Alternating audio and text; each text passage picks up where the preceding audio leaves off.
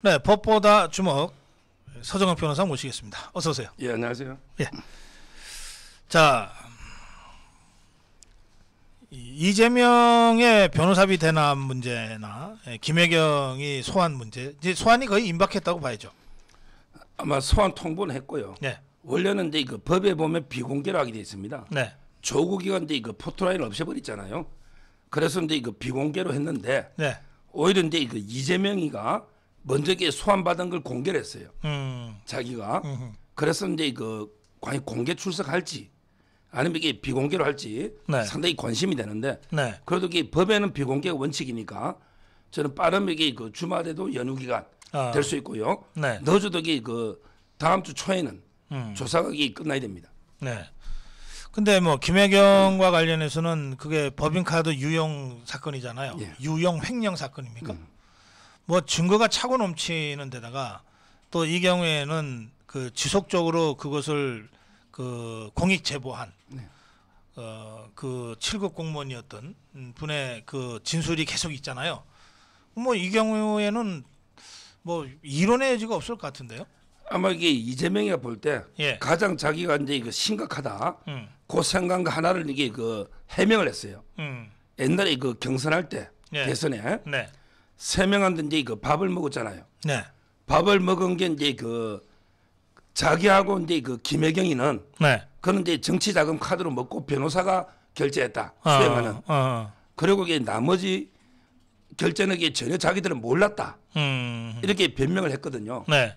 근데 그게 녹취록에 의해서 바로 이게 그 부인돼 버렸죠. 녹취록을 보면 네. 공익 신고자 그 7급 그분 있잖아요. 네. 이분이 카드를 2개 다 들고 다녀요. 아하. 정치자금 카드하고 예. 그다음에 그 법인 카드하고 예. 2개 다 들고 다니면서 배소연 씨하고 자국이 주고받는 대화가 놉니다. 밥값을 이게 어떻게 결제할까요? 그게 직접 통화가 아니라 문자로 대화하는 거죠. 예. 그러니까 그 문자가 남아 있는 거죠. 자료가 이게 다 놉니다. 예. 배소연 씨가 시킨 게 그래서 이제 그 이재명이 하고요. 부인은 정치 카드하고 그다음에 그 수행하고 자기들 있잖아요. 세면값 이런 게 그 시켜가지고 법인 카드 경기도로 결제한 게 다 과정이 이미 적나라하게 놓아버린 거죠. 아하, 그래요. 그거 하나 가지고서 뭐 다른 것까지 다 별거 아닌 것처럼 퉁치려고 그랬던 것 같은데 그게 이재명의 수법 같아요. 근데 그거는 선거법이 중요해요. 그 경선도 예. 선거 과정으로 보거든요. 아하. 그래서 네. 이제 그 공직선거법의 위반이고 선거법이 가장 무거운 게 기부행위 아닙니까? 네. 밥을 접대한다든지 이런 게 중요한데 그렇죠. 근데 문제는 대부분에게 자기 돈 가지고 몰래 기부행위 하잖아요. 그것도 이게 음번에 처하죠. 아하. 근데 이재명이는 질이 안 좋은 게 국민의 돈으로 아하. 국민의 혈세로 또 이게 선거법에 기부행위를 했잖아요. 그게 질이 아주 안 좋고요. 네. 그다음에 중요한 게 그러면 이게 법인카드의 용도를 적어야 되죠. 법인카드 용도를 선거 때 접대했다 이렇게 적을 수는 없잖아요. 아하. 그럼 이게 또 누구 만나서 어떻게 업무 추진했다고 허위로 이게 법인카드 지출 내역을 적어야 될 거 아닙니까? 그 공문서인데? 그렇죠. 예. 그게 바로 이게 허위 공문서 작성, 그다음에 그 행사, 아하. 그리고 이게 국고 손실, 예. 그다음에 공직선거법 이 하나의 행위가 엄청난 여러 개의 죄에 해당되는 거예요. 아, 그렇군요. 예. 자, 그 변호사비 대납 건은 어떻게 되고 있습니까? 아, 이 부분이 아주 중요합니다. 네. 이 부분은 이제 결정적인 서먹힌 건이 나와버렸죠. 왜냐하면 이게 그 쌍방울의 예. 계열사가 변호사 있잖아요. 네. 이태영, 이남석, 네. 법무법인 M이잖아요. 거기에 20억을 송금한 게 나와버렸어요. 쌍방울 계열사에서. 예, 착한 이 인베스트먼트, 아하. 착한 뭐 착한지는 모르지만 영어로 이게 A, B, C, D, E 할 때 E, 착한 E, 인베스트 투자한다는 거잖아요. 요게 회장이 김성태입니다. 쌍방울 회장하고 똑같죠? 그 사람 어디 지금 갔나? 싱가포르 이게 도망갔죠. 예, 예. 아, 그게 좀 아쉬워 도망간 게. 제가 1월 달부터 출금해라 했는데 근데 그 착한 이 인베스트먼트 네. 여기서 그 CB를 한 100억 받아가지고 예.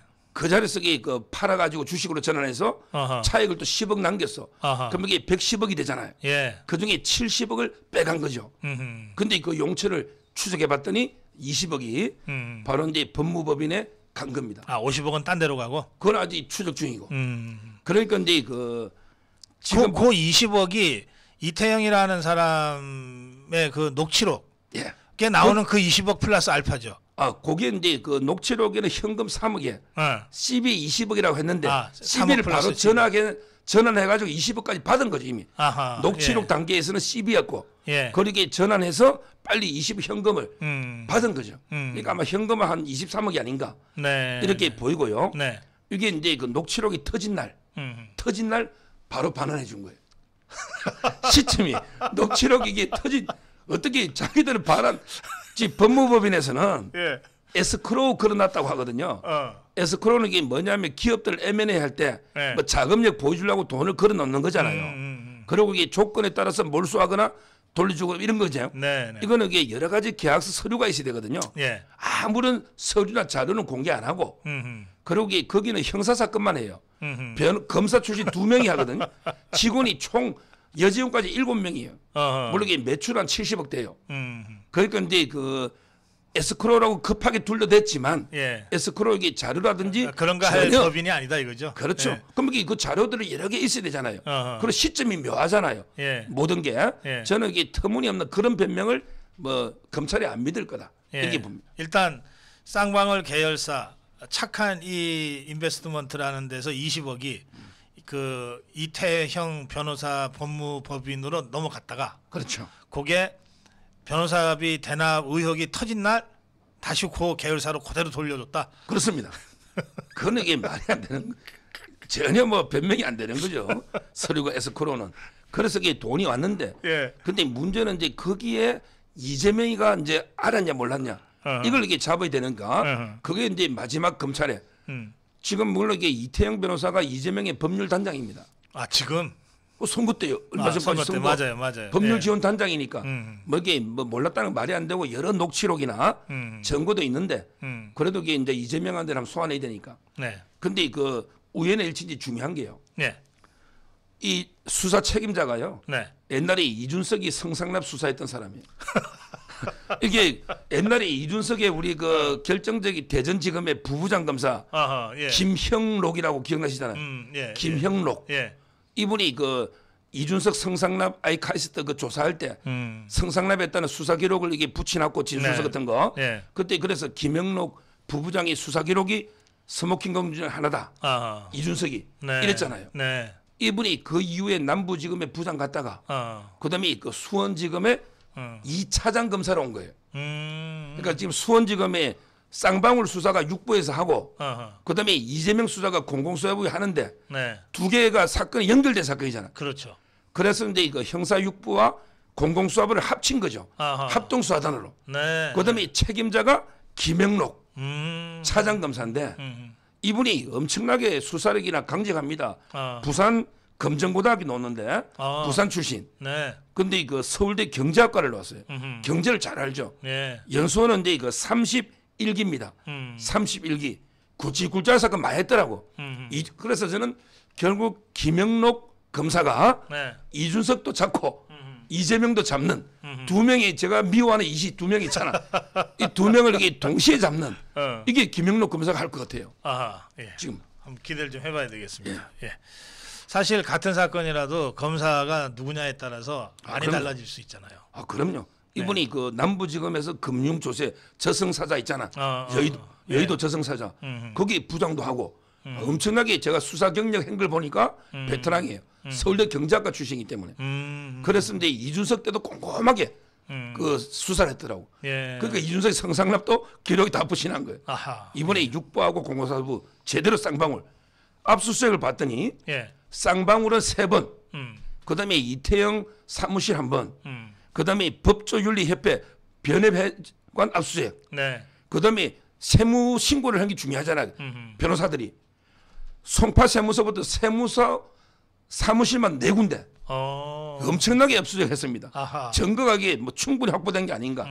이거는 이게 9월 9일이 공소시효거든요. 왜 이재명이가 선거할 때 나 한 2억 5천밖에 안 써서 여기 허위 사실 공표로 그렇지. 고발됐잖아요. 그럼 이게 선거법이죠.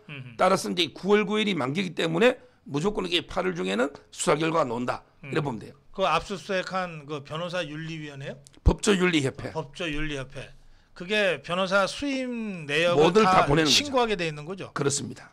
거기에 보면 이게 얼마 신고한 게 다 나오거든요. 예. 실제 그 이태영 변호사도 제가 그 내역은 못 봤는데 TV조선의 그 법조팀의 그 기자가 네. 옛날에 전화를 해봤대 이태영한테 네. 얼마 받았냐 했더니 그건 여기 이재명 걸 3개를 맡았거든요. 어허. 1,000만 원 받았대. 그러니까 이게 말이 안 되잖아요. 이게 뭐 여러 가지 고생한 거나 비하면 얼마 신고하게 놓을 겁니다.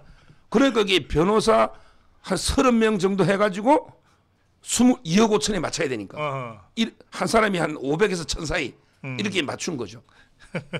알았어요. 자, 다음 주제로 가겠습니다. 야, 그거 하나 더 있어요. 예, 그러세요. 예. 성남 FC 후원금도 이게 기소한다는 이게 보도가 나왔습니다. FC 후원금 이거는 진짜 이거는 이게 빠져나갈 수가 없는 거죠. 이른바 빼박이라 그러더만. K재단 미러재단하고 비교해 보면 되잖아요. 어허. K재단 미러재단은 진짜 아무런 연관 없이 이게 매출액에 따라 기업들이 출연해 가지고 네. 만든 재단이죠. 이걸 이게 직권 남용으로 판례가 처벌 확정된 거예요. 물론 이게 제3자 뇌물로 검찰은 기소하려고 네. 했는데 직권 남용 인정됐잖아요. 그런데 그 성남 FC는 아예 그냥 성남시하고 이게 연관되는 기업을 완전히 후려쳐 가지고 네. 강제의 압박으로 아니면 대가를 주면서 특혜를 주면서 이게 돈을 모은 거 아닙니까? 네. 그러니까 뭐 저는 이게 직권 남용은 어쩔 수 없고 최소한 이게 그 제3자 뇌물까지도 돼야 된다. 이거는 기소한다는 보도가 언론에 지금 몇 군데 나오고 있어요. 알겠습니다. 예. 자, 예, 한동훈 장관 얘기 좀 해보겠습니다. 그 역시 한동훈이다 이런 얘기도 있고, 한동훈이가 169명의 좌파 국회의원을 꼼짝 못하게 했다 이런 얘기도 있고 그런데 그 이 시행령 하나로 지금 이 일을 벌인 거 아닙니까? 예. 설명 좀 해주시죠. 이거는 제가 어제 그 TV조선에서 그 독일의 법철학자 네. 키르 히만 독일의 법철학자 키르 히만 이분이 이런 책을 썼습니다. 법학이 학문이냐, 법학이 학문이냐 이런 이제 책을 써가지고 그 책에 보면 네. 이런 말이 있어요. 입법자가 국회에서 세 단어만 바꾸면 모든 도서관에 있는 법서는 쓰레기가 된다. 아주 게 유명한 말입니다. 입법자가 글자 세 단어만 바꾸면 도서관에 있는 책은 다 쓰레기가 되는 거예요. 자, 저는 이게 세 단어도 필요 없고 입법자가 글자 한자 바꾸면 모든 이게 검찰청법에 관한 책은 쓰레기가 되는 거예요. 그게 바로 덩이냐 중이냐입니다. 아하. 덩중 글자 한자죠. 이게 엄청나게 중요한 거예요. 그래요. 자, 6대 범죄 중에 6대 범죄 중에 부패하고 경제를 남겼잖아. 원래는 이게 부패 경제 중에서 시행령으로 정하는 것 이랬거든 원래는. 아하. 예. 중이니까 그 두 개 내에서만 정해야 되잖아. 이제 해야 되는 거지. 예. 근데 이게 국회 통과되면서 박병석이가 어. 중자하고 어떻게 하면서 워낙 극렬하게 반대하니 그리고 중자를 덩자로 고치고 중으로 바뀌어줬구나. 부패, 경제 등 그 예시하는 거죠. 그러네. 이런 게 두 개 등 시행령으로 정하는. 아하. 그러니까 이게 위정 무고 같은 거 다 정해되는 거예요. 그렇지. 예. 위정 무고는 이게 검사가 수사할 수밖에 없잖아요. 예. 뭐 조폭도 마찬가지고 마약이나. 따라서 저는 이게 등하고 중 글자 한자가 바뀌면 검찰청법에 관한 모든 도서는 쓰레기 되는 거예요. 그만큼 이게 중요하다. 이걸 강구한 거죠. 그러니까 원래 중으로 좌파들이 밀어붙였는데 그렇죠. 막 싸우는 과정에서 수정안이 여러 개가 나왔거든. 그러니까. 그리고 좌파들도 최종적으로 통과된 안이 원래 자기들이 제출안 안 하고 어떻게 달라졌는지도 모르고 찍었어요.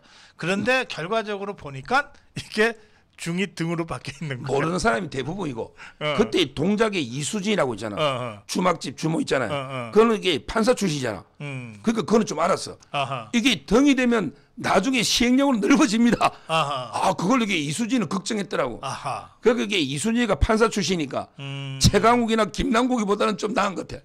김남국이나 최강욱이 이게 어떤 의미인지도 모르고 막 떠들더라고요. 예. 따라서 이게 그 민주당 의원들 있잖아. 예. 한동훈한테 따지지 말고 너기 박병석이한테가 따져. 아하. 박병석이가 중재안에 등으로 고치잖아. 그럼 이게 잘못된 거는 박병석이란 말이에요. 왜 엉뚱한 데 와가지고 난리치느냐고요. 그래서 어제 김남국이도 모처럼 바른 말 하더라고. 이거 잡으려면 다시 중으로 바꿔야 됩니다. 그럼 이게 어떤 다시 날치게 바꾸란 말이야. 다시 날치게 해가지고 중으로 바꾸면 되지. 근데 이거 지금 날치기 쉽겠느냐고. 법을 바꿔야지. 지금 법으로서는 한동훈의 해석이 물리 해석이 제일 중요한 거예요. 뭐 자기에게 입법 취지가 또 떠들더라고. 그래서 제가 어제 TV에서 김남국이 뭐 또 하나 가르쳤죠. 법률 해석은 취지가 중요한 게 아니야. 법이 통과되고 나서 이게 물리 해석, 문헌의 객관적 의미가 제일 중요한 거예요. 바로 이게 그 법률 해석할 때는 항구를 떠난 배와 같습니다. 항구가 국회라면 법률에게 이미 항구를 떠난 배예요. 이 말은 이게 국회에서 어떤 취지로 어떻게 했던 게 중요한 게 아니고. 그거는 당신들 얘기고. 그럼 지금 이게 객관적으로 법률로 문헌 있잖아. 예. 그 의미로 해석하는 게 맞지. 어허. 취지가 뭐가 중요해? 여기 제가 한 수 가르쳤죠. 그러니까 이게 워낙 그 명백하니까 한동훈 장관도 날 불러라. 국회 가서 설명해 줄게. 그럼 지금 이게 또 부르면 예. 또 이게 개박살 날 거 아닙니까? 그래서 이게 불러야 되나 불러가 토론하려니까 이제 뭐 누가 있어요? 박범계까지 그나마 판사 출신의 삼선 박범계까지 캐고표로 졌는데 앞으로 이게 한동훈이 불러나면 어떡할 거냐 말. 논쟁하면 그건 이게 말이 안 되는 뭐 자기들도 이게 더 옛날에 한동훈만 띄워주는 이런 상황이 될 겁니다. 그 지금 시행령 개정안에 의하면 거의 모든 범죄 주요 범죄를 다 검찰이 계속 수사할 수 있게 돼버린 거죠. 그렇죠. 그리고 이게 지금 이게 그 해석의 여지도 있는 거예요. 예. 등하고 중 문제도 있지만 어허. 지금 부패하고 이제 경제만 되잖아요. 근데 옛날에는 공직자, 선거, 방위산업, 대형 참사 6개였거든요. 그러니까 이제 그 모든 선거 범죄는 다 선거로 갔기 때문에 부패 열 필요가 없었잖아요. 그렇지. 예. 근데 지금 이번에는 이제 선거 범죄 중에도 이재명이처럼 막 기부행위를 한다. 또는 이게 그 돈을 주고 후보를 매수한다. 이거는 부패 맞잖아요. 부패지. 옛날에는 이게 6개다 보니까 선거로 분류돼 있는데 이걸 이렇게 분류를 새로 또 한 것도 있어요. 그러니까. 그게 선거 중에 몇 개는 부패로 온 거죠. 그러니까 예를 들어서 방위산업 쪽은 부패가 많거든. 예. 예? 온갖 그 커넥션들이 돈질을 하면서 하잖아요. 그게 부패지. 아, 그럼요. 예? 그다음에 옛날에는 공직자라고 공직자하고 부패가 옛날에 두 개에서 중복되잖아요. 그렇죠. 예. 그러니까 이제 직권 남용하고 허위 문서 작성하는 거 있죠. 이걸 옛날에는 그냥 예시를 공직자 내놨거든요. 근데 이번에 한동훈 장관이 이걸 부패로 그 분류를 다시 한 것도 있어요. 이런 건 아무 문제 없거든요. 네. 옛날에는 이게 중첩되는 게 많았잖아요. 아하. 그래서 네. 이제 그 제일 의미 있는 거는 직권 남용과 허위 공문서 작성. 이게 대부분 문재인 일당한테 해당되죠. 그러네요. 예. 박지원이, 예. 서훈, 전부 이런 사람들이 직권 남용, 허위 문서 작성이죠. 요걸 이게 그냥 부패로 그냥 분류를 새로 한 거죠. 아하. 왜? 옛날에는 이게 중첩되니까 공무원 범죄 중에서 특히 질이 안 좋은 거 있잖아요. 요거는 이게 부패로 재분류한 거예요. 이건 아무 문제가 없어요. 따라서 이제 이번에 시행령의 가장 피해자는 문재인 일당이에요. 아하. 왜? 이재명 일당은 원래 전형적인 부패야. 그러니까 이재명의 범죄는 전형적으로 국고손실부터 횡령 배임, 그러니까 전형적인 옛날에도 부패로 돼 있던 거고. 그렇지. 그러니까 원래 검찰에서 수사할 수밖에 없는 사안이고. 예. 문재인 일당의 범죄는 예. 직권 남용이니까 옛날에는 공직자로 돼 있었거든. 그래서 검수완박으로 싹 도망간 했는데 알았는데 그걸 이게 부패로 옮기는 거죠. 잡혔어. 부패로 옮기는 거죠. 등중을 떠나서 응. 등과 중을 떠나서 부패로 분류를 좀 이게 더 정교하게 한 거죠. 그래서 가장 이게 그 겨냥은 문재인 일당이라고 보면 돼요. 그래요. 이렇게 되면 이제 검수완박이라고 하는 거 그거 하려고 좌파들이 엄청 무리수를 두고 그것 때문에 사실 이 대통령 선거, 지방선거 이거 참패의 원인이 되기도 했거든요. 네. 그렇게까지 해서 해놨는데 이게 한동훈 장관의 시행령 하나로 완전히 무력화돼 버렸어요. 그러니까 지금 이게 뭐 우상호나 이게 한동훈이가 너무 설친다고 막 그러고 박홍근이나 지금 이게 민주당에서 뭐라 하냐면 야 국회를 완전히 무시하는 거 아니냐 입법권 어떻게 시행령 행정부가 법률을 우롱하는 거 아니냐 이렇게 강력하게 비판하죠. 제가 이게 반박하면요. 네. 이 사람들에게 우리의 법 단계를 잘 봐야 됩니다. 우리 법 단계는 켈젠이 말한 헌법이 제일 위에 있는 거예요. 네. 그다음에 법률, 그다음에 시행령, 대통령령이죠. 그다음에 부령 장관을 시행규칙이랍니다. 그다음에 지방자치단체의 조례, 그다음에 규칙, 요 단계입니다. 헌법, 법률, 명령, 시행령, 시행규칙, 조례, 규칙 요 단계가 상위법의 순서예요. 네. 자, 그럼 이게 너 검수완박법 있죠? 이거부터 이게 바로 헌법에 반하는 거죠. 그렇지. 헌법에 위배되잖아. 헌법에는 이게 분명히 수사의 주체는 검사로 돼 있고 네. 검사가 이게 영장 청구해서 수사하는 거 아니에요. 헌법을 반하는 검수완박법을 법률을 이게 악법을 만든 거죠. 이걸 시행령으로 근데 이게 돌파한 겁니다. 그럼 이게 민주당 너는 헌법을 무시하고 헌법은 누가 만들어요? 국민이 만든 거예요. 헌법을 무시하고 국민을 무시한 이런 이게 민주당이 오히려 이게 뭐 윤석열 정부 보고 시행령 가지고 의회를 무시한다?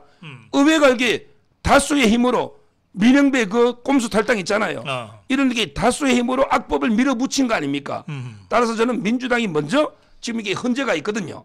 먼저 이게 헌법과 국민을 무시한 이걸 이게 비판받아야 된다 봐요. 그래요.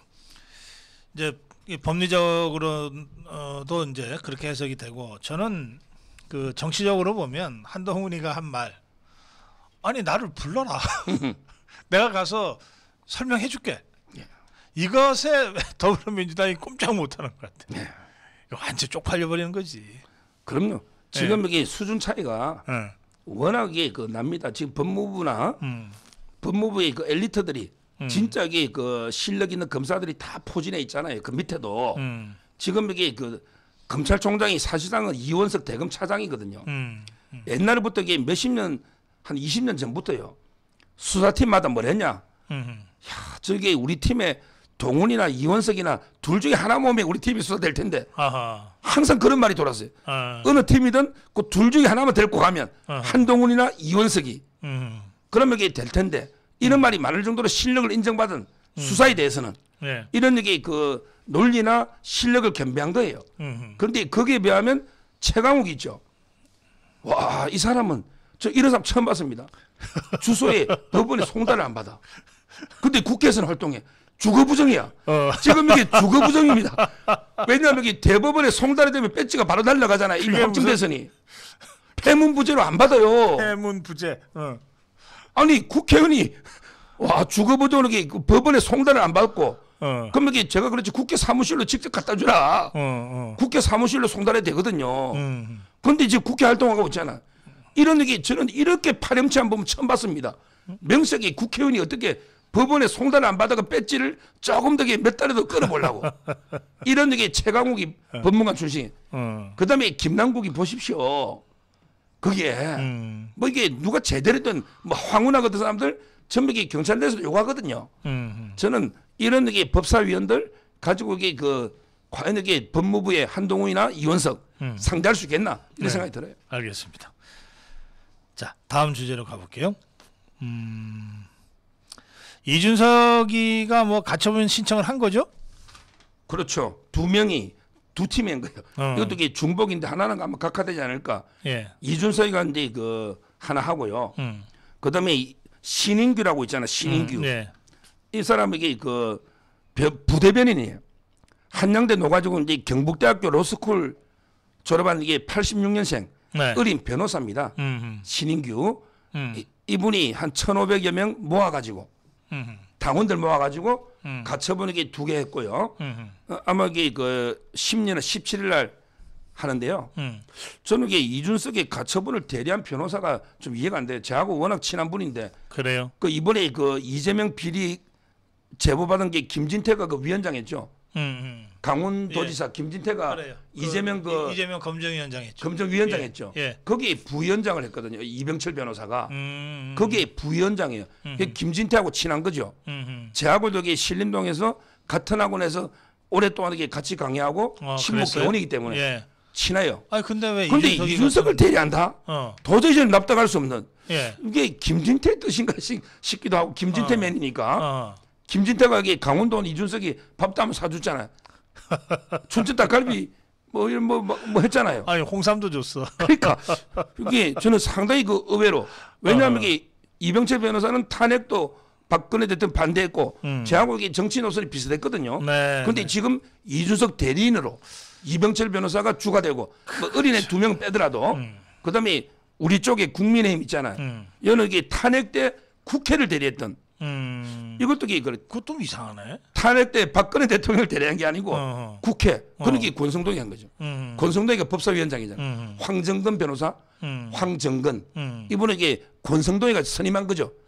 왜 국민의힘을 대리해야 되니까. 네. 이렇게 이병철과 황정근 두 명의 싸움이 아닌가 이렇게 보입니다. 근데 저 서정욱 변호사 생각에는 예. 이 이준석의 가처분이 인용될 가능성이 도대체 있긴 한 겁니까? 인용될 가능성. 네, 예. 요거는 이게 그 뭐 제가 하는 것보다 그 가처분을 신청한 게 그 신인규 변호사라 했잖아. 예. 신인규 변호사 이분이 가처분을 집어였거든. 1,500명 모아서. 예. 이준석이 똑같은 내용으로. 근데 이분의 지도 교수가요. 네. 경북대학교 로스쿨 교수가 신봉기입니다. 지도 교수가 신봉기 교수예요. 네. 이분이 행정이나 가처분 잘하거든요. 이분이 인터뷰를 했더라고. 네. 인터뷰를 뭐냐면 이게 그 정당은 고도의 자율성이 있다. 아하. 판사의 편향적인 판사 있잖아. 법관 개인의 편향적인 판결만 없다면 법리적으로는 99% 기각이다. 야 신인규, 너희 지도 교수가 그러잖아. 지도 교수가 이게 법관. 근데 법관을 거론한 이유가 있어요. 법관을 이게 판사가요. 네.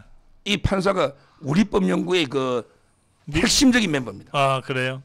우리법연구회 저하고 연수원 동기예요. 28기. 근데 이 우리법연구회 치면 대부분은 명단이 비공개죠. 근데 그 핵심들 몇 명만 공개돼 있잖아. 근데 이 판사 이름은 공개가 돼 있습니다. 왜 김명수가 가장 중요한 게 중앙지검 영장, 그다음에 남부지법도 중요하거든요. 여의도 관할하잖아. 그래요. 거기에 자기 사람을 심어난 거예요. 따라서 저는 판사가 그 지금 좌파들이 전부 이준석 편 들잖아요. 네, 네. 좌파들이. 그래요. 따라서 그 판사가 그 작업이 시작됐어요.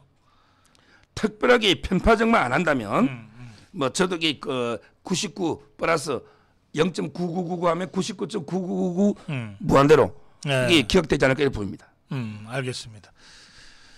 우리 저 댓글 중에 서정욱 변호사님 칭찬글도 좀 가끔 소개를 해주시면 좋겠다고 그러는데 전부 칭찬글이라서.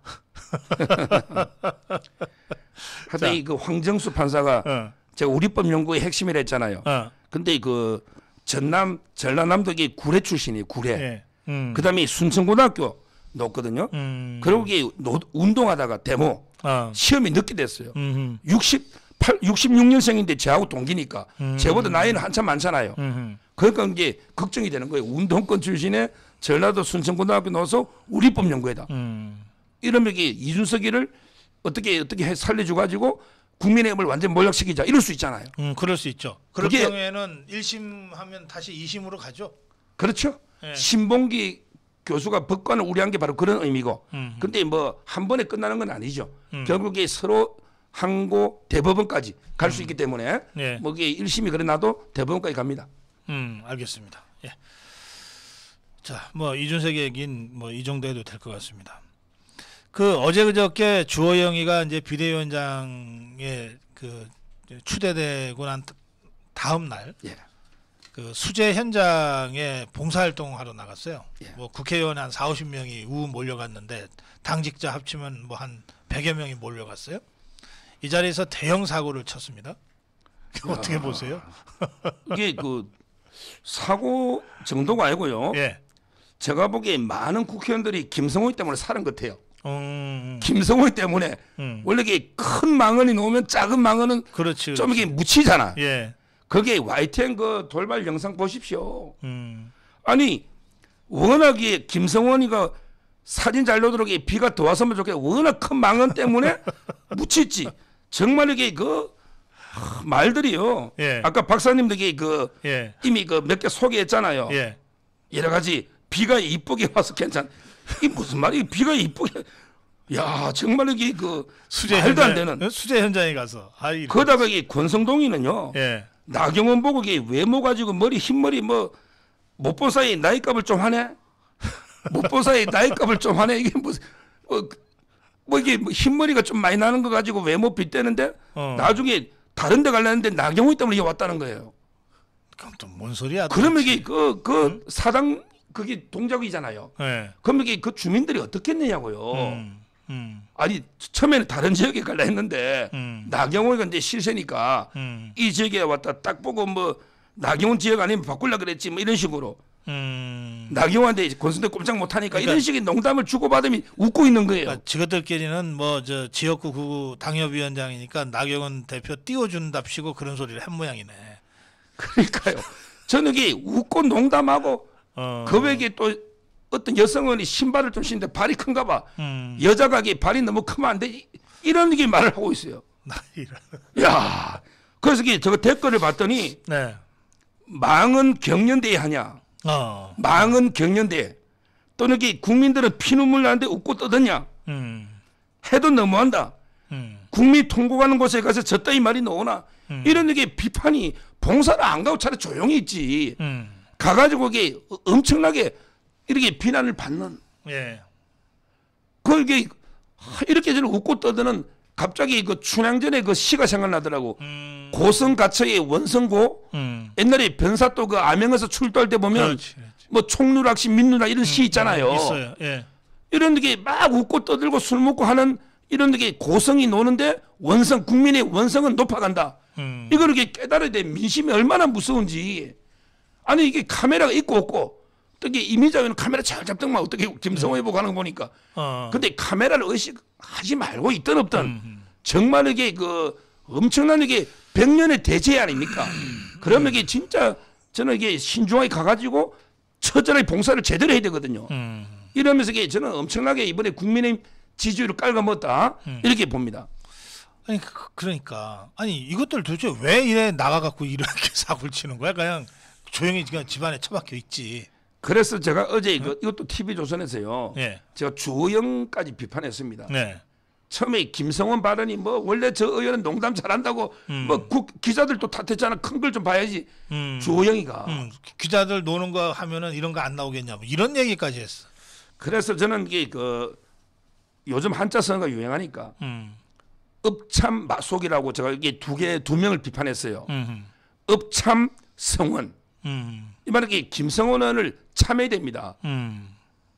이 말은 이분이 최연소 국회의원까지 됐었어요. 재선 의원인데 네. 지금 73년이니까 아주 어리죠. 쟤보다도 3살 어리잖아. 40대예요. 재선 의원인데 옛날에 김성수 의원 보좌관부터 정치 시작했잖아요. 네. 그래서 이게 동두천에 워낙 아버지부터 지역 기반이 있다 보니까 동두천 연천에 네. 최연소로 국회에 배지 달아가지고 재선을 했단 말이에요. 그런데 주호영 원내대표 할 때 원내 수석 부대표를 했거든. 그러면 이게 정말 친한 사이예요. 원내 수석 부대표하고 원내대표는 실과 바늘이잖아요. 그러니까 주호영이가 상당히 크게 쓰려고 이번 비대위에서도 같이 크게 쓰려고 네. 했던 것 같아요. 비대위원으로 아마 생각했을 거예요. 아 그럼요. 예, 비대위원 6명 중에 하나로. 그래서 저는 이게 읍참 마속 바로 이게 제갈량이 마속에 목을 뱉잖아요. 마속을 친아들처럼 아꼈잖아요. 그러면 이게 주호영 완전히 징계위원 해부한다잖아요. 그러면 이게 김성원이 그냥 목을 치라 말이지. 뭐 탈당이든 제명이든 이렇게 징계를 제대로 근데 뭐 해야 된다. 주호영이가 제갈량이 아닌데. 그러니까 일단 그래 해야 된다고 제가 주장했고 예. 징계위원회 가면 또 이게 위원장이 하니까 해보면 예. 되잖아요. 그럼 위원장이 하니까 우리 이양희 위원장 이번에 이준석 치는 거 봤잖아요.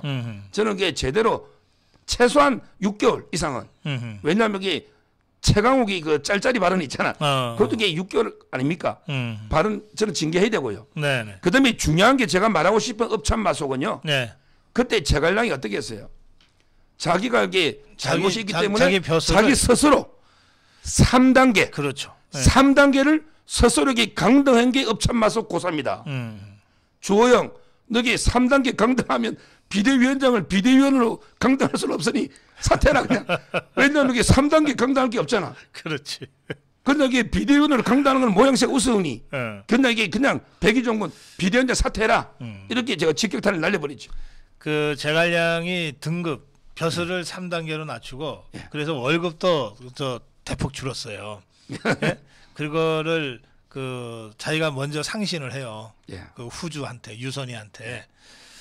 그렇게 하면서 이제 그 자신의 전략적 선택의 잘못 결국은 마속을 선택한 건 제갈량이니까 예, 그것에 대해서 이제 그 반성을 하는 건데 그 주호영이가 그런 맥락을 알까? 처음에는 이게 그 상황 파악이 전혀 안 된 것 같아요. 예. 그러다가 이게 나중에 상황이 정말 심각해졌다. 이래놓고 이게 이제 사죄하면서 예. 뭐 이게 그 징계위원회 해부한다, 예. 윤리위 이렇게 했는데 예. 저는 본인 책임도 이게 상당히 크다. 그럼요. 이렇게 봅니다. 사실 저는 김성원이의 망언은 뭐 그냥 실수였다 치더라도 그걸 해명한답시고 나선 주호영이의 망언은 이건 실수라고 할 수가 없어요. 이건 거의 기자들 협박한 거거든. 니거들 내가 한번 촬영해 볼까? 너네들은 뭐 이런 거 안 나와? 이거 뭐 하는 짓이에요? 그러니까요. 예, 그래서 말씀하신 대로 김성원이는 저 출당 시켜버리고 주호영이는 사퇴하고 최소한 그 정도 돼야 민심이 수습될 거다. 근데 정말 이제 안타까운 거는 이번 이제 수재 상황을 보면 말이죠. 윤석열 대통령이 첫날 밤 새벽 3시까지 전화로 지휘하고 또 6시에 일어나서 또 지휘하고 그 다음 날은 내내 현장 다니면서 하고 이랬잖아요. 거의 혼자 몸으로 떼운 거거든요. 거의 혼자 몸으로 떼웠어요. 그러니까 국민들도 처음에 좌파들이 정말 너무 황당하게 막 공격을 했잖아요. 뭐 집에서 뭐 갇혀 있었다는 둥 뭐 이런 이렇게 공격을 하는 거를 듣고 그런가 하다가 그 하루 이틀 3일 이렇게 윤석열 대통령이 하는 걸 보면서 야 이거 좌파들 해도 너무한다 이렇게 된단 말이에요. 그런데 여기에 터진 거야. 김성원의 망언, 주호영의 망언이 터진 거예요. 그래갖고 윤석열 대통령 혼자 고생고생한 거 다 까먹은 것 같아. 그럼요. 지금 이게 그 윤석열 대통령에 대해서도 예. 진짜 이게 좌파들이 말도 안 되는 게 공격을 많이 합니다. 네. 이번에 청와대 옮긴 게 그렇게 아쉬운가 봐 자기들은. 그러니까 이제 그 청와대를 옮겨 가지고 이게 결국 집에서 못 나간 거니까 네. 뭐 이런 식으로 이게 자꾸 그걸 비난 청와대 옮긴 것부터가 잘못된 것처럼 네. 이렇게 계속 비난 공격을 하고 있잖아요. 네. 근데 이거 집에서도 제가 보기에 지시할 건 다 했더라고요. 정당한 지시는 다 했어요. 예. 옛날에 박근혜 대통령도 세월호 때 있잖아요. 네. 관사에 있었거든요. 그래도 이게 모든 인적 물적 자원을 총동원해 가지고 어떻게든 구조해라. 네. 이런 게 지시는 제대로 다 했단 말이에요. 그렇잖아요. 지금 이게 그 윤석열 대통령 집에는 청와대 벙커 정도 수준의 그게 돼 있대 준비가. 예. 그래서 저는 정당하게 모든 대책 다 지시를 했는데 네. 마치 이게 집에 가치가 아무것도 못한 것처럼 이런 식의 좌파들이 공격을 이게 계속 밀어붙이고요. 뭐 저는 이게 상당히 부당한 공격을 하긴 합니다. 예. 근데 다만 이제 저희도 조금 세심한 부분이 있어요. 뭐냐면 이게 오늘 그 중앙일보도 넣었지만 예. 수해 현장 가는데 오세훈 시장은 이게 그 등산화 운동화 신고 왔더라고. 원희룡도. 근데 그 이상민 장관하고 윤석열 대통령은 정작 구두를 신고 왔더라고. 이건 조금 이런 거는 좀 고쳐야 돼요. 왜냐하면 이게 구두를 닦아야 되지만 정치인들은 그걸 아는 거야. 그러니까. 원희룡이하고 오세훈이 많이 봤거든. 그러니까 정치 한 사람하고 안 한 사람이 그런 데서 그러면 이게 좀 직언해 주는 사람이 있어야죠. 아니, 옛날에 YS처럼 장화 신고는 못 가도 최소한 이게 장화는 아니더라도 좀 이게 등산화나 운동화 정도 신고 와야지 이게 좀 이게 움직이도 좋고 구두는 좀 그렇잖아요. 요런 이게 사소한 부분은 좀 조언을 해주는 왜 검찰마다 보니 잘 모르잖아. 그런 얘기 저는 조언은 좀 필요하다. 그게 대통령실은 문제예요. 그다음에 이거 홍보도 진짜 홍보할 건 안 하고 너무 이게 현장 가가지고 뭐 반지하 이걸 홍보 사진처럼 막 짤방 이렇게 올리는 거 있잖아요. 이거는 안 좋아요. 이거는 이게 그 뭐 대통령 동정도 아니고 이걸 이용하는 거 있잖아요. 홍보에. 그렇지. 뭔가 진짜 홍보할 게 얼마나 많아. 근데 홍보해야 될 건 안 하고 좀 이게 조용히 봉사하고 좀 이렇게 하잖아요. 오른손이 하는 걸 왼손이 모르게 할 정도 이런 게 봉사하는 거는 좀 이게 숨기나 되거든요. 저는 이런 게 홍보 라인에 좀 아쉬운 점은 있지만 정말 이게 윤석열 대통령이 고생해서 진심으로 저는 이게 수해 대책에 나선 거는 맞다 이래 봅니다. 그래요. 그러니까 늘 이제 악마는 디테일에 있다는 거예요. 네. 99% 잘 했는데 그 작은 1% 그것 때문에 사실 전체 99%가 덮여지는 경우들이 많아요. 그러니까 이제 구두 경우는 이제 그런 차원으로 그냥 따끔하게 한마디 한 거니까. 제가 이게 좌파들하고 이게 방송하다 보면 자꾸 이게 현장을 어쩌고 저쩌고 떠들어서 야 너 이재명한테 가 좀 욕 좀 해라. 옛날에 너 그 엄청나게 그 화제 날 때 먹방하는 이재명 있잖아. 그때 뭐래 도지사가 꼭 현장 갈 필요 있습니까? 그랬잖아요. 우리 다 기억나지 않습니까? 그 창원의 먹방이. 근데 이재명에 대해서는 또 온갖 이렇게 변론하더니 윤석열 대통령 비난하는 패널도 이게 최소 일관성이 있어야지. 그렇잖아요. 논리적으로. 그렇죠. 그게 문제고. 저는 이번 수해 국면에 가장 문제가 있었던 사람은 역시 이게 교통방송의 김어준이라 봐요. 교통방송이 교통이 마비돼 가지고 수요일 날 이게 꼼짝도 못 하는데. 네.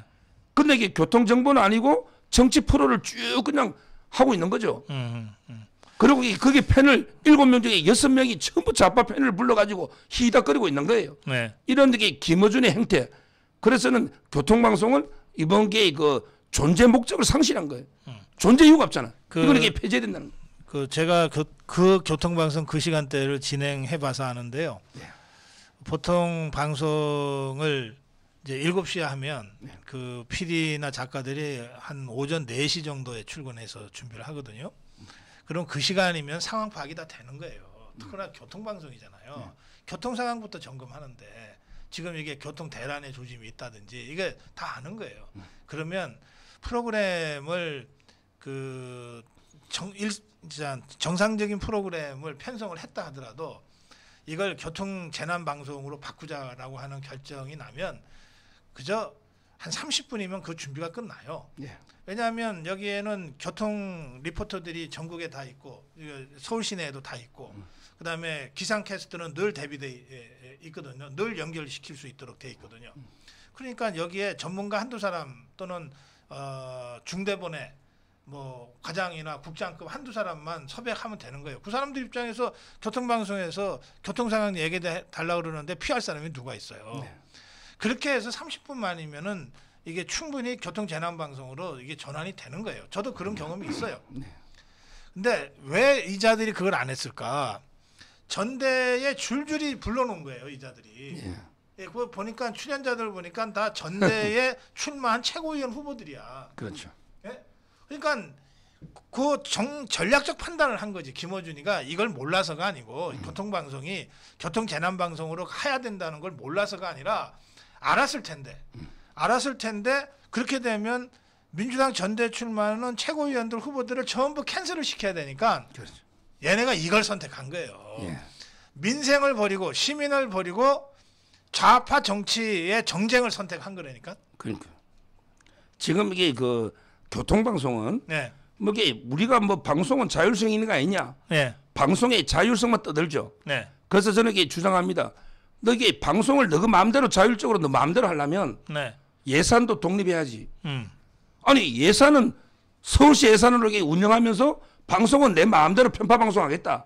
이게 안 맞잖아요. 저는 편성이나 방송의 자율성 주장하려면 예산도 이게 자율적으로 독립해라. 그래요. 이걸 예. 말씀드리고. 네. 그다음에 두 번째 모든 공공기관은 다 이게 존재 이유가 있는 거잖아요. 그럼 이게 교통방송의 존재 이유는 뭐냐? 정치를 위해서 있는 게 아니에요.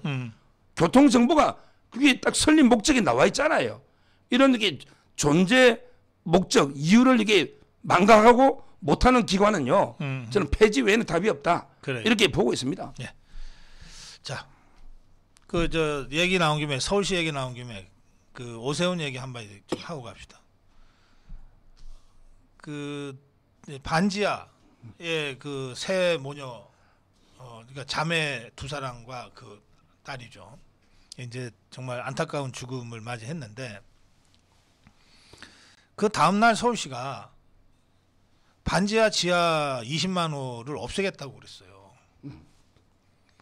처음에 들을 때는 맞아, 반지하가 저렇게 참변이 났는데 없애야지. 그러니까 그것만 딱 들으면 이게 진짜 이 멋진 공약이다. 좋은 대책이다 할 거예요. 근데 그날부터 사실은 터져 나왔어요. 그러니까요. 우리가 여기 살고 싶어 사는 줄 아냐. 그러니까 저는 이제 그 예. 정치라는 게 말로 하는 거거든요. 그만큼 이게 말이 중요합니다. 말 한마디로 이게 그 100만 표가 왔다 갔다 하는 은행이 그만큼 중요하거든요. 제가 이게 저도 어렵게 자라가지고 제가 반지하에 한 20년 살았어요. 그다음에 진짜 지하에 5년 살았어요. 아하. 그러니까 반지하에 20년 살고 제가 고시 공부할 때는 지하로 내려가 가지고 사다리를 타고 올라오면 거기 지하 상층입니다. 아이고. 창문도 없어요. 저는 거기서 공부를 했어요. 그러니까 완전한 지하에 몇 년 살고 그다음에 반지하에 살았는데 그분들이 살고 싶어 사는 건 아니잖아요. 그렇지. 왜? 돈이 한 달에 그거는 고시원비가 5만 원이에요. 5만 원. 그래서 나중에 제가 시험 합격하고 찾아갔더니 제 방에 어떤 분이 그 제가 전에 자살한 방이야. 그래서 안 나가는 방에 제가 들어가 저는 모르고 들어가지. 알았으면 이게 원효대사 해골 바가지 일화처럼 그랬는데 저는 오세훈 시장이 약간 이게 좌파 포퓰리즘적인 발언을 했다 봐요. 그러니까. 예. 정치라는 거는 한 발은 현실에 딛고 한 발을 이게 이상으로 미래로 나가는 거지. 두 발 다 이게 현실을 떠나버리면 그렇게 좌파 포퓰리즘밖에 안 되는 거예요. 이상향. 공산주의가 그런 거 아닙니까? 예. 그럼 이게 갑자기 몇십만 되는 이게 반지하를 어떻게 없앤다는 겁니까? 서울시로. 그렇게 대통령도 못하는 거죠. 그 점에서 이게 저는 오히려 반지하에 사는 분들한테 희망을 주기보다는 오히려 이게 상처를 준 게 아닌가. 예, 맞아요. 그래서 이게 예. 저는 원희룡 장관이 적절하게 지적했다. 그걸 이제 바로 이제 어쨌든 보완하는 그렇죠. 중후부처 장관이기도 하고. 점차적으로 이게 개선하고 도와주고 벗어나도록 지원해 주되 너무 이게 단기간에 없앨 수는 없는 거 아닙니까? 그 점에서 이게 조금 더 신중하게 발언하기 좋았다. 이런 아쉬움이 있어요. 알겠습니다. 자, 저 마지막 주제인데 제가 이번 주에 많은 분들이 좀 하는 그 생각하기를 바라는 주제 화두를 던졌어요. 예. 그게 뭐냐면 지금 국민의힘은 탄핵파들이 다시 장악하고 있다. 그러니까 그러니까 개별적으로 보면 안 된다. 아, 주호영이 저게 어떻게 비대위원장이야? 아, 권성동이 저게 왜 아직도 남아 있어? 야, 이준석이 저건 도대체 뭐 하는 거야? 이렇게 다 개별적으로 비판할 수 있는데 지금 그게 언뜻 봐서는 개별적인 사안처럼 보이지만 뭔가 이게 흐름이 있다. 이 흐름이라는 게 가만히 보면 권성동이, 주호영이, 이준석이, 뭐 장제원이 이런 자들이 다 박근혜 대통령을 탄핵했던 자들이다. 유승민이. 그래서 박근혜 대통령 탄핵에 앞장섰던 자들이 당시에 박근혜 대통령을 탄핵한 다음에 두 가지를 하려고 그랬다. 하나는 당을 자기들이 장악하려고 그랬다. 그래서 자유한국당을 완전히 없애버리고 바른정당이 자유우파의 그 정치적 대표체가 되도록 하려고 그랬다. 그거 하나고, 두 번째는 그 대통령을 탄핵해야 했던 자들이 자기들이 대통령이 되거나 내각제 개헌을 해서 총리를 하려고 그랬다. 그게 김무성의 그 그림이고 유승민의 그림이었다. 이 두 가지를 다 못했다, 이 자들이. 대통령 탄핵만 시키고, 그래서 문재인이 하고 박지원이 좋은 일만 시켜주고, 이것들은 원래 하려고 했던 두 가지 목적을 달성 못했는데 5년 동안 이 자들들 나름대로 절치부심해서 지금 국민의힘을 장악하는 데까지 온 것 같다. 이 관점에서 봐야 된다. 제가 이렇게 말씀을 드렸어요. 예. 뭐 저는 이제 그 탄핵이에요. 탄핵에 뭐 우리 좌파들 빼고 나면요. 네. 탄핵의 그 두 기획자는요. 네. 김무성과 유승민으로 봐요. 그렇죠. 예. 두 기획자 주범 있잖아요. 네. 이거는 이제 김무성과 유승민이고, 그다음에 그 탄핵의 행동대장 있죠. 실행 행동대장은 권성동이다. 왜냐하면 이 권성동이가 법사위원장 하면서 재판하면서 이게 막 눈물까지 흘려가면서 예. 탄핵 거 했잖아요. 권성동이가. 네. 이 세 명인데요. 우리가 이게 좌파의 조국의 강이 있다면 우리 우파의 탄핵의 강이 있습니다. 근데 저는 탄핵의 강을 건너려면요, 우리 우파 내에서도 대탕평이 필요하다 봐요. 우파 내에서 뭐 좌파까지 탕평할 수 없잖아요. 우파 내에서 탄핵파도 있고 탄핵 반대도 있잖아요. 네. 이런 게 대탕평이 균형이 돼야 자유우파가 하나가 될 수가 있어요. 그런데 지금은요, 지금 이게 철저하게 탄핵파가 똘똘 뭉쳐가지고 자기들끼리 권력을 독점하고 있는 거예요. 그렇습니다. 오히려 이게 박근혜 대통령이나 탄핵 반대파는 지금 이게 전혀 배제되고 있는. 그래서 이걸 제가 이게 한자로 보면요. 네. 한자로 보면 이걸 당동벌이랍니다. 당동벌이. 당동벌이. 네. 탄핵파 몇 명이 똘똘 뭉쳐가지고 내부에 파벌을 만들어서 다른 사람을 막 공격하는 거죠. 이게 당동벌이거든요. 지금 이게 국민의힘이 지지율이 반토막 나 있는 거는 네. 탄핵파를 포용을 못한 거죠. 탄핵 반대파를. 그렇죠. 결국 지금 이게 그 뭐 권성동, 장제원 등에 포함해서 그다음에 그 주호영, 네. 저는 배우의 김무성이가 지금 움직인다 보거든요. 그렇죠. 김무성 비대위원장이나 네. 그다음에 유승민도 이게 이준석이 내서 꿈틀꿈틀하고 있잖아. 그렇죠. 이런 식으로 이게 그 탄핵파들이 철저하게 팝을 당을 만들어서 이게 반대파를 공격하는 예. 이것 때문에 보수가 이게 지금 분열되고 그래서 이게 지지율도 윤석열 정부한테 상당히 부담이 되고 있다. 왜? 20%대 지지율은 이미 보수 내에서도 반토막 났다는 거 아닙니까? 그렇습니다. 따라서 이게 개선이 저는 필요하다. 이 말은 이게 자유파 내 대탕평 정책이 필요하다 보는 거예요. 말씀하신 대로 김무성, 유승민, 오세훈, 권성동, 장제원, 이준석 이런 등등의 그 탄핵의 주역들이 예. 지금 다시 이 당권을 장악했고 비대위를 장악했고 이제 조기전대를 하면 그 조기전대에 자기들 말 들을 사람을 내세워서 당권을 장악하고 총선도 그렇게 치르려고 할 거다 이겁니다. 그렇습니다. 그래서 우리가 제가 이렇게 말씀드리는 것은 이게 개별화시켜서 보면은 대책이 안 쓴다. 권성동에는 왜 저럴까? 뭐 주호영에는 왜 저럴까? 김기현이 무슨 대표야? 유승민이 저게 뭐 이준석이랑 신당한다는데 이거 어떻게 해야 돼? 오세훈이는 왜 맨날 저런 식이야? 김무성이가 무슨 이 판에 평통수석 부의장이야? 이렇게 개별화시켜 놓고 보면 화나고 분노할 수 있지만 이걸 갖고 전체 그림으로 이걸 보지 않으면 대책이 안 쓴다는 거예요. 네. 그래서 제가 이 전체 그림이 이렇게 움직이는 것 같다고 분석을 드렸고 그러면 이 그림을 분쇄해야 되잖아요. 네. 이 그림을 분쇄하려면 어떻게 해야 되냐? 그 저는 한마디로 딱 이렇게 제안하는 겁니다. 모두 입당해서 우리가 당주인 노릇을 하자. 그래서 우리가 책임당원이 돼서 우리 손으로 바로 저 탄핵파들을 척결할 수 있는 제대로 된 당대표를 세우자. 네. 그거밖에는 길이 없다. 지금 이게 이준석이도 뭐 자꾸 이게 당원 뭐 가입하기 좋은 날 하면서 자기 사람에게 그 신고 있잖아요. 예. 저는 이게 그 새로운 당을 뭐 만들기는 누구도 어려워요. 어렵습니다. 저는 이제 그 양김 있잖아요. 네. 삼김 늙게 보면 예. YS, DJ, JP 이후에 1인이 당을 만드는 시대는 지났다. 이준석이 누구고 네. 이렇게 보고요. 그렇다면 이게 국민의힘이라는 틀 내에서 어차피 이게 권력 다툼이 필요하잖아요. 네. 그렇다면 이게 그 탄핵을 반대했던 저희도 네. 적극적으로 그 당에 참여해서 뭐 당대표의 선거도 당비를 1년에 그 3번 네. 이상 내면 당원이 책임당원 되잖아요. 예, 석 달 연속으로. 예. 예. 뭐 이런 식으로 이게 그 저는 적극적으로 주인의식을 가지고 당에 참여해서 투표나 참여하는 게 필요하다. 이렇게 박사님 말씀에 공감하고 예. 이때 제가 이준석이 말 하나 비판하고 싶은데 예.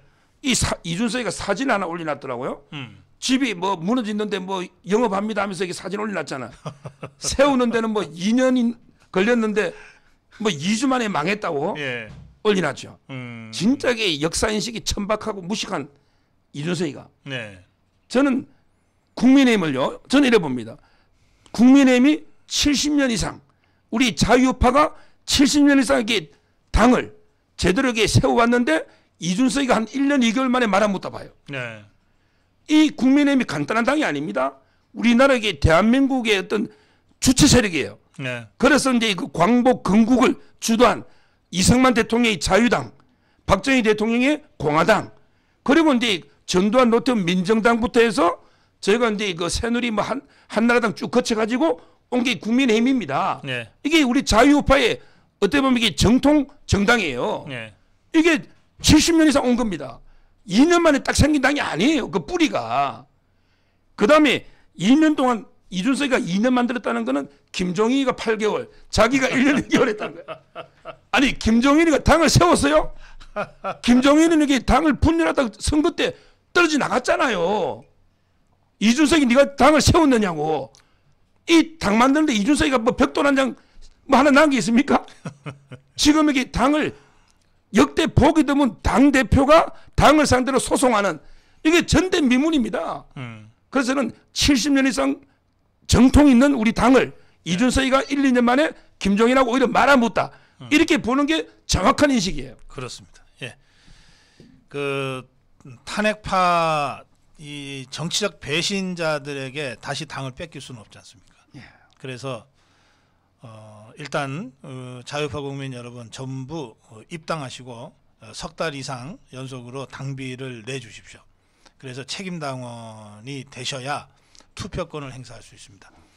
누굴 찍을까는 그 이후에 우리 자유파가 모두 그 머리를 모아서 그리고 지금은 아직 출사표를 던진 이 후보들이 많지가 않아요. 다들 이것저것 보면서 지금 준비를 하고 있기 때문에 출마한 후보 중에 바로 이 사람이 탄핵 반대파, 당 사수파의 대표가 될 수 있고 김무성이, 유승민이, 오세훈이, 권성동이 등등의 이준석이야 거기 끼지도 못하는 자지만 이 탄핵파의 음모를 분쇄할 만한 지도력을 갖췄다라고 할 만한 사람이 현재로서는 지금 선언하지 않았기 때문에 우리 눈이 안 보이거든요. 일단 우리 모두가 다 책임당원으로서 투표권을 확보하고 난 상황에서 이 사람이다 하고 우리가 머리를 모아서 선택을 최종적으로 모아주면 되니까 그걸 전제로 일단 입당해서 책임당원이 대놓기를 여러분께 제가 말씀드립니다. 예. 자, 마무리 한 말씀 하실까요? 예. 오늘 이게 이준석이가 뭐 기자회견 한다고 네. 저기 그 바람잡이 있잖아 그 장성철 거기 엄청난 게 나올 거라고 또 경천 동지할게 엄청난 게 뭐 폭로가 나오지 않겠냐 이렇게 바람잡고 있더라고. 그래요? 이준석이가 폭로한다 하니 예. 그래서 이게 뭐 윤석열의 비리를 뭐 폭로한다 부터 이게 뭐 지금 막 소식들이 나오고 있잖아요. 네. 저는 뭐 이준석이 떠들어봤자 아무 게 새로운 게 없을 거라고 저는 보고 있는데 네. 제가 이게 마지막에 드리고 싶은 말씀은 이준석을 죽이는 확실한 4개의 칼, 이준석을 죽이는 4개의 칼이 있어요. 네. 요걸 이게 저는 확실히 정리한다. 아하. 예. 첫째, 가처분. 이렇게 법원 판결까지 가면 헤어지기 좋습니다. 이혼할 때도 이게 판결까지 가면 영원히 미련 없이 헤어집니다. 저는 가처분이 불감청 고소원이야. 아하. 가처분에게 기각되면 네. 확실하게 정리되잖아. 첫째, 네. 가처분 이기는 거. 두 번째, 제가 강조하는 게 그 기소. 저는 기소가 된다 보기 때문에 최소한 이게 무고죄. 네. 그다음에 그 알선수재나 증거인멸 이런 게 수사 기소. 네. 이게 두 번째 칼이고요. 예. 그다음에 그 세 번째 주장하는 게 추가 징계해야 됩니다. 아. 왜냐하면 이게 그때는 증거인멸 교사 있잖아. 요것만 이게 그 징계 사유로 삼았죠. 이제 접대받은 건 노잖아. 아, 그렇지. 접대받은 게 20번. 네. 무고도 있잖아요. 이런 게 추가 사유가 있을 때는 추가 징계를 해야 돼요. 다음에는 이게 완전히 탈당 제명시키는 네. 추가 징계를 해야 된다. 이게 세 번째고 마지막으로 그래도 이게 꿈틀꿈틀 살아가지고 당대표까지 혹시 유승민이나 누가 이준석 걔가 놓으면 네. 저는 반드시 이게 그 역선택 방지 조항을 내야 된다 봐요. 아하. 예. 좌파들이 우리 당대표를 결정하면 안 되죠. 우리 반의 선거는 반은만 해야지. 왜 다른 반에 애가 투표해? 정교회장은 이게 이 학교 학생만 해야죠. 그렇죠. 다른데 학생이 오면 안 되잖아요. 예. 따라서 이게 좌파들이 우리 국민의힘의 당대표를 좌지우지하는 네. 이거는 막아야 된다. 방법은 이게 고민하더라도 이 4개의 칼, 즉 가처분, 추가 기소, 네. 추가 징계, 그다음에 역선택 반지 이 4가지로 유승민, 이준석 일당을 이게 확실하게 정리된다. 이래 봅니다. 알겠습니다. 자, 토요일 오전에 보내드린 서정욱 변호사와 함께한 법보다 주목이었습니다. 예, 이준석을 정리하는 4개의 칼 하나하나가 참 아주 예리한 칼입니다. 또 이 탄핵파가 다시 당권을 장악하고 총선까지 말아먹겠다고 하고 있는 이 상황에서 유일한 길, 우리가 당의 주인이 돼서 우리가 믿을 수 있는 자유파 당대표와 지도부를 구성하고 그걸 기반으로 해서 총선 승리와 대선 승리로 나아가는 이 자유파의 대장정의 첫걸음을 전당대회 당대표 선거에서 우리가 확보해야 됩니다. 그걸 하기 위해서 여러분 입당하셔서 책임당원 자격을 획득하시기 바랍니다. 오늘 토요일 방송 여기서 마무리하고 저는 월요일 아침 생방송으로 여러분 다시 뵙겠습니다. 주말에 비가 좀 많이 온다고 하니까 여러분들 각별히 주변 신경 쓰시면서 안전하고 여유 있는 주말 그리고 8.15 보내시기 바랍니다. 한 번 더 말씀드립니다. 8월 15일까지 휴일인데 8월 15일 2시는 광화문, 4시는 국민음악회입니다. 저는 8월 15일 1시 반부터 광화문에서 여러분들 만나고 취재하고 인사하겠습니다. 월요일 날 8월 15일 날 광화문에서 여러분 뵙겠습니다. 고맙습니다. 감사합니다.